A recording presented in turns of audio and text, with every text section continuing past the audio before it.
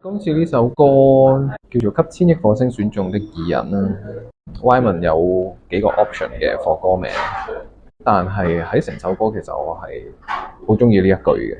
咁然後呢隻歌其實寫嗰陣時係好想有一種感覺，就係大家而家2025年聽到呢一隻歌，然之後可能過20年一聽翻呢隻歌嘅時候，就會諗起呢一刻佢哋發生嘅一啲甜蜜嘅片段，或者係好似有嗰陣青春嘅草青味聞到出嚟咁樣。呢一個諗法就係我當初寫呢個旋律嘅時候嘅一個 idea 咁樣咯。再次邀請到世榮幫我拍 MV。我哋對上一次就係5年前合作拍 MV 啦，日本嘅正式開始。咁今次就一問世榮，佢都一口答應。大家都好期待呢件事。雖然我哋一路演唱會其實都有合作啊，成日都有聯絡咁樣嘅。咁但係就 MV 我哋好耐冇一齊拍過嘛，就有種好似舊同學舊同事再重逢聚會嘅嗰種感覺。今個 MV 就有好多以往嘅歌出現過嘅一啲密碼喺入邊啦，等大家去慢慢揾出嚟啦。